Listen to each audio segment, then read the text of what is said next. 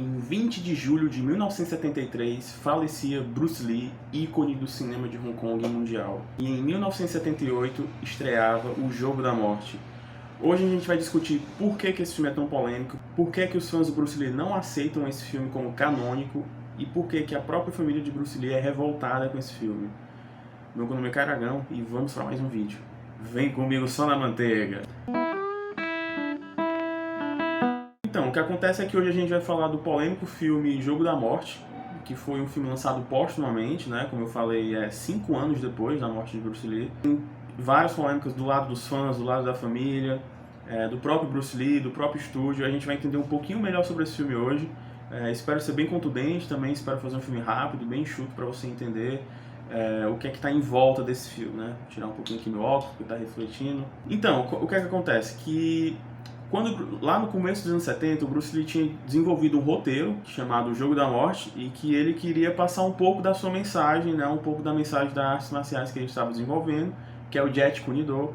Lembrando que a boa parte dessas informações eu estou tirando de documentários, claro, que eu não vou poder citar um ou outro, porque são vários documentários, e do livro que eu li no começo desse ano, chamado Bruce Lee Alive, a última biografia que saiu sobre ele, escrito pelo Matthew. Então é isso, a minha fonte está sendo a biografia oficial do Bruce Lee e alguns documentários que foram feitos ao longo das décadas. Enfim, no começo dos anos 70, mais ou menos em 72, por ali, ele estava criando um roteiro chamado Jogo da Morte, em que ele ia falar um pouco sobre a sua filosofia de artes marciais, né?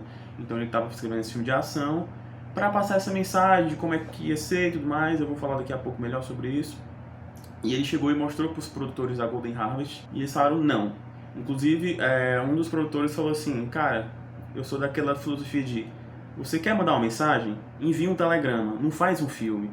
Então eles não gostavam desse filme assim com um caráter mais contemplativo, ou com uma mensagem ali para você pescar, né? Eles gostavam de filmes aparentemente vazios, sem mensagem nenhuma, que eu particularmente não acredito que existe esse tipo de filme, mas enfim... um filme sem mensagem nenhuma, que era só feito ali em uma semana, filmado e puf, foi pro cinema, bilheteria e tudo mais. Então, ele queria esse tipo de filme. Quando o Bruce Lee chegou com essa ideia do Jogo da Morte, ele falou, não quero. Então vou fazer por conta própria. Entre um intervalo e outro de gravação, ele tirou dinheiro do próprio bolso e bancou o filme. Então ele usou ali, acho, os estúdios, chamou os amigos dele, o Kareem Abdul-Jabbar, o Dan Inosato, né, professor de artes marciais, o Kareem Abdul-Jabbar, um jogador de basquete, que era um aluno dele. Então ele chamou os próprios amigos e o que acontece é que ele pagou ali a galera, foi pagando e escrevendo o roteiro. Ele tinha começado pelo final, né, então vou falar um pouco agora sobre esse final, sobre essa única parte que o Bruce Lee chegou a gravar mesmo. Tem mais ou menos um corte de meia hora, acho que fizeram até um DVD sobre isso, né? Tem até um DVD só com as cenas do Bruce Lee e acho que tem no YouTube também um corte do filme só com as cenas que o Bruce Lee de fato aparece. Então dá mais ou menos 30 minutos de filme. E o que é que acontece? O Bruce Lee chega nesse local, que é uma torre, e é uma parada meio videogame, assim. Cada andar, acho que tem 3 andares, tem um oponente que luta uma arte marcial diferente. Então cada oponente vai ter um estilo próprio, vai ter uma dificuldade própria. E o que é que o Bruce Lee queria dizer com isso? O que ele queria dizer com isso é que a arte marcial dele servia como adaptação. Ela não era uma arte marcial fechada como o karatê, o kung fu, o judô. Ela era adaptativa, então ela pegava o melhor dos dois mundos, por assim dizer, né? O melhor de cada um, e você se adaptava. Então, se aquele oponente tinha, por exemplo, do Kareem Abdul-Jabbar era grande, ele era muito maior que o Bruce Lee, vamos usar isso contra ele. Então ele analisava e tudo mais. E o mesmo com os outros. Então o que ele queria dizer com esse final era que cada andar ia ter um oponente diferente, e em cada andar ele ia precisar pensar numa estratégia diferente. E essa é a parte que a gente tem gravada.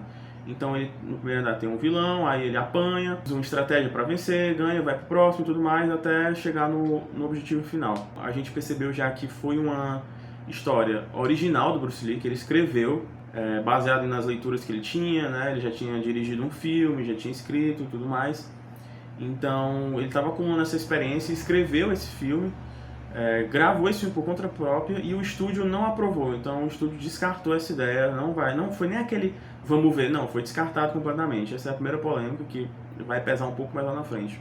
O estúdio cortou. Então a gente, para continuar essa conversa, a gente tem que falar do Bruce Exploitation, que, assim, quando o Bruce Lee faleceu, começaram a debater quem vai ser o próximo Bruce Lee, né? Tentaram até emplacar o Jack Chan como um novo Bruce Lee. E aí surgiram vários filmes com sósias dele. E não foi aquela coisa que durou um ano, não. Durou muito tempo, durou anos isso. Durou praticamente toda a década de 70. E não só em Hong Kong, que era um dos países que ele fazia filme, isso teve também na Coreia do Sul, na China, nas Filipinas, na Tailândia, em todos os países que ele era famoso. Alguns até de mau gosto, até separei aqui, um que é Bruce Lee Fights Back from the Grave, né? Bruce Lee ataca de volta do túmulo, e tem até a frase, né? Você não pode manter um homem bom enterrado. E tem vários outros, tem documentário aqui, eu tô vendo aqui, Bruce Exploitation, Os Clones de Bruce Lee. Não sei se é um livro ou um documentário, enfim, mas tem documentário também, tem The Clones of Bruce Lee. Então, foi um movimento muito forte no cinema da Ásia nos anos 70, muito desrespeitoso na maioria das vezes, e que durou bastante tempo e que hoje virou praticamente um subgênero que é estudado em documentários, em teses e por aí vai, em livros, né? E eu tô até aqui com aberto, enfim, vários sósias dele, várias piadas de mau gosto, ele morto e tudo mais. Então, esse filme é fruto desse subgênero que foi tão desrespeitoso com a imagem do Bruce Lee, né? E obviamente ele deixou de ser um ser humano e virou uma moeda, uma espécie de comércio, né? Então o nome dele ficou sendo comercializado, ele virou essa figura que, enfim, foi tudo desrespeitado ali na própria época. E então a gente tem essa segunda polêmica, né? Que esse filme é fruto de um gênero que desrespeitou muito a imagem dele, que não deu tempo nele morrer, e já ficaram, quem vai ser o próximo Bruce Lee? E aí tinha vários Bruce Lees, tipo, com L.I., tinha Bruce Liu, tinha, sei lá, Donnie Lee, e por aí vai, infinitas variações possíveis, né? Uma coisa meio palhaçada. Os filmes também eram de completamente baixo orçamento, até que a própria Golden Harvest pensou, como é que a gente vai lucrar com isso? E aí eles lembraram, lembra que tem aquele filme que o Bruce Lee gravou gravou nos nossos estúdios, no nosso equipamento, quando estava sob contrato com a gente? Pois é, aquelas imagens são nossas, né? Apesar de ser ele, as imagens são nossas. Então, eles não apoiaram o Bruce Lee naquela época, mas usaram o material dele para ganhar dinheiro com toda essa Bruce Exploitation, sabe? Toda essa exploração em cima do nome dele. Então, a partir de agora, era uma ideia que eles tinham que desenvolver para ganhar a fatia deles ali no que estava acontecendo, né? Nos anos 70. Já um pouco mais tarde, né? Porque isso começa logo, imediatamente após a morte dele, em 73. E o filme está em 78, mas o que acontece é que eles tiveram que fazer várias e várias regravações. Eu pesquisei que eles gravaram, como o filme tinha mais ou menos meia hora filmada, eles gravaram 100 minutos a mais. Então o filme tem mais ou menos 1 hora e 40, deixa eu só confirmar aqui. O filme tem 1 hora e 50 de duração, segundo aqui o Google. Então eles gravaram mais ou menos ali 1 hora e meia, mais meia hora, enfim, todos os cortes e tudo mais, virou um filme de quase 2 horas, né? Então eles criaram uma história nova. Eles usaram que o Bruce Lee tinha gravado, então, que é o final do filme, então eles gravaram toda uma história de começo para culminar até ali. O problema é que, enfim, o Bruce Lee já tinha morrido e não tinha como eles usar nas outras cenas. Então, como a gente vai esconder que não é o Bruce Lee, né? Que são, na verdade, sósias dele. E eles chamaram os principais sósias do Bruce Lee ali, inclusive o dublê dele, né? Porque ele era vivo, que é o nosso querido Yuan Biao, que está nos filmes do Jack Chan, né? Tem os seus filmes solos e tudo mais, um querido, né? Um ótimo dublê, um ótimo ator. Ele foi o ator aqui também, ele foi dublê de algumas cenas, inclusive aquelas clássicas cenas dele com capacete, a roupa amarela na moto, é o Yuan Biao ali, e algumas outras.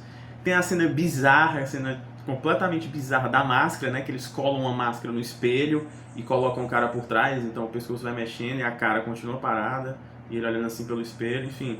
Tem várias bizarrices dessas, vários momentos super desrespeitosos, assim, porque foi um filme realmente que tentou esconder que não era o Bruce Lee. Eu, quando era criança, acreditei em todas, assim, eu nunca imaginei que não era o Bruce Lee, então eu caí como um patinho em todos, acho que muita gente caiu, né, como eu, enfim, porque eles venderam como isso, o último filme do Bruce Lee, né, o último filme que ele gravou, e como aparece realmente o Bruce Lee ali, em imagens inéditas, a galera acreditou mesmo, sabe? Enfim, tem todas essas polêmicas que eles tiveram que esconder, e aí o que é que acontece? O que acontece é que no meio do filme, o protagonista, para fugir dos bandidos, forja a própria morte. Então, ele forja assim, a própria morte, fica mais fácil para a produção, porque ele volta escondido com barba, óculos, chapéu, então ficou super fácil de simular que não era ele.